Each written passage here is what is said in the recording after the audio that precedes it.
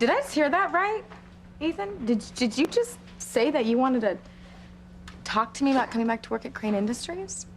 You heard correctly. I'm shocked. I mean, I am. Because you were really adamant before. You said you didn't want anything to do with me ever again. I know, Theresa, just hear me out for a minute, okay? Okay, yeah, I mean, I'm dying to hear this. I received a late-night visit from an FBI agent. You're kidding.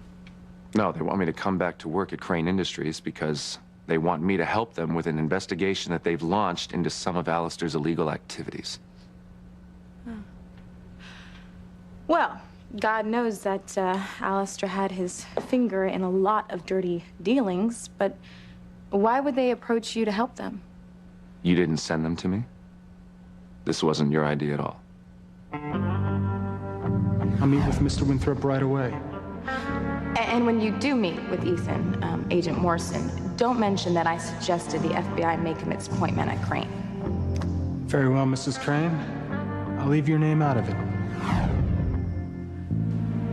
Of course not. Are you kidding, Ethan? I have no idea that they were involving you. But you knew that they were pursuing a case against Alistair, right? Well, yeah, of course. I mean, yeah, they came to me. They wanted my permission to have access to go through all of, Alistair's files and his computers and stuff like that, But no, honestly, I had no idea that they were gonna, come to you for help. I crossed my heart, Ethan.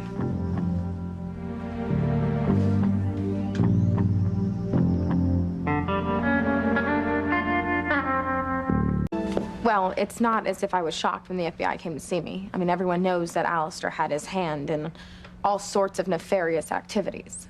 No, that didn't exactly come as a shock. Well, did they, tell you specifically what we're looking for? Because they were vague with me. I got the feeling that it's a pretty big deal. As a matter of fact, I think they consider Alistair, your husband, to be a threat to national security.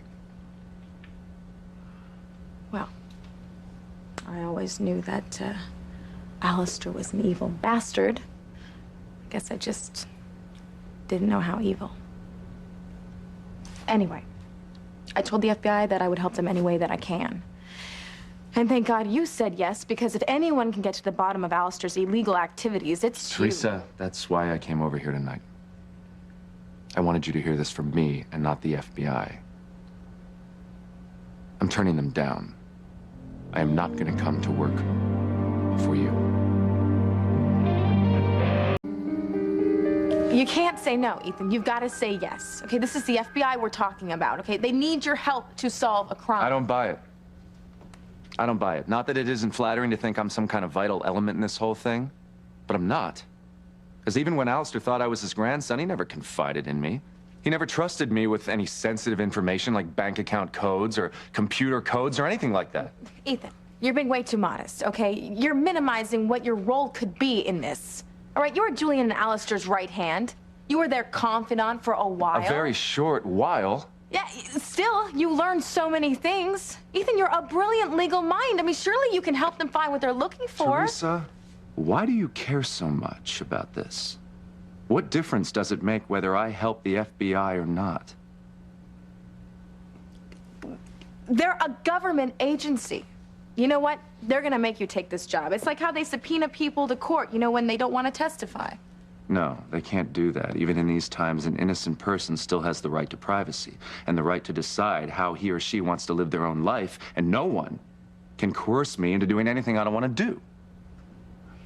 Theresa, look, I'm gonna cooperate with the FBI as much as I can, but where I draw the line is coming back to work at Crane Industries.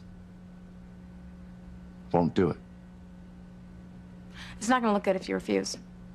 They're gonna jump to the wrong conclusion. They're gonna assume that you are somehow involved with Alistair's illegal dealings. Ethan, they could arrest you. They could throw you in prison. Theresa, they won't do that, okay? And by the way, that's a risk I'm willing to take.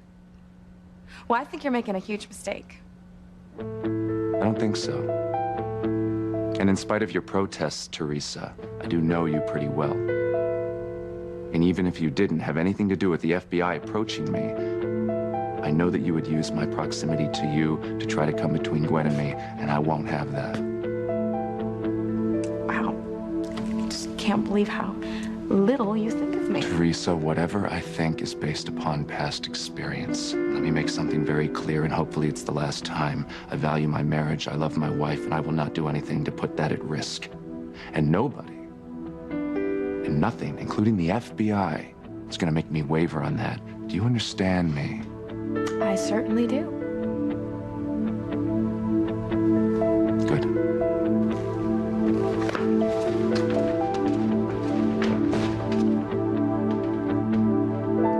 Damn it, Ethan. I don't know why you always do that. I don't know how you can walk away from our love to stay with that conniving, lying bitch. Have you seen Noah? You didn't catch up with him yet? No, he's either with his ex-girlfriend or he's in serious trouble. Or both. I can't even get through to him on his cell phone. Wow, that's not good, Fancy. What happened to you? Oh, what happened to me? Let me just tell you one thing, okay? Don't let any one man own your heart, because when they let you down, it really hurts.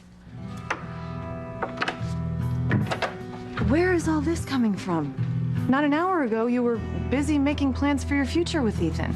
Well, not anymore. Look, it's your life, Fancy, and trust me, I've never been one to heed anyone's advice, but I'm gonna tell you this for your own good. If you love Noah half as much as I've loved Ethan, then you need to get out while you're still in one piece. Why would I get out when I love him? Fancy, you told me you were worried about his ex, right? And you told me I shouldn't worry about her, that she's his past and I'm his future. I was wrong, okay? It's the exes that do you in.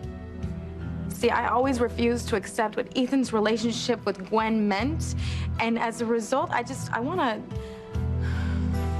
curl up and die. So please do not stick your head in the sand like I have. Ethan was here when I left. What did he say that shook you up this way? Fancy, it's easy, really. It's what he's been saying all along, you know? He's not gonna come back to work at Crane Industries. And he's never gonna leave Gwen, no matter what. He came all the way over here to tell you that?